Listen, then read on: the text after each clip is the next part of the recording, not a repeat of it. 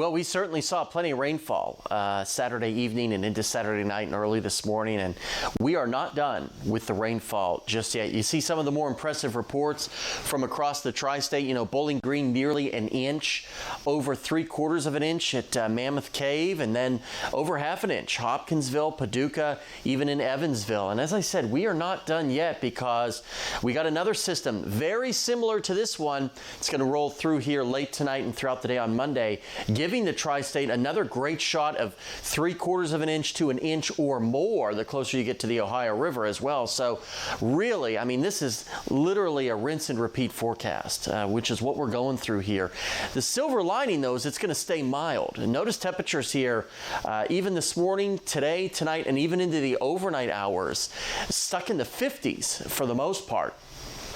Today's going to be another one of those mild but sort of clammy, very humid days with a lot of mist, drizzle, sprinkles for a good part of the day. I might get a break in a little bit of that tonight, but as our next system gets closer, as we get toward tomorrow morning, here comes a lot more of that shower activity. And tomorrow's an interesting case because there might be just enough. It'll be very little, but it might be just enough instability where we get a couple of isolated rumbles of thunder in here. We're not worried about severe weather or anything like that, but don't be surprised if tomorrow morning, especially after sunrise, we get a couple of rumbles of thunder and some of the heaviest of those downpours. And tomorrow does not look like much of a picnic with plenty of rainfall for a good part of the day. So isolated drizzle cannot be ruled out, especially in the morning hours today. Otherwise, just breezy. Breezy and mild day with temperatures in the 50s, even some lower 60s. You work your way west of Kentucky Lake here. Now notice today's numbers compared to tonight.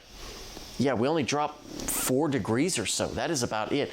Upper 50s for lows. I mean, these are low temperatures that you typically see September or so. Definitely not December. And you look at the 7-day, a wind-driven, gusty wind day for our Monday.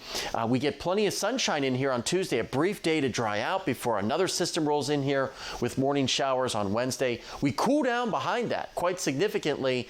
And the first day of winter will certainly feel like it next Saturday.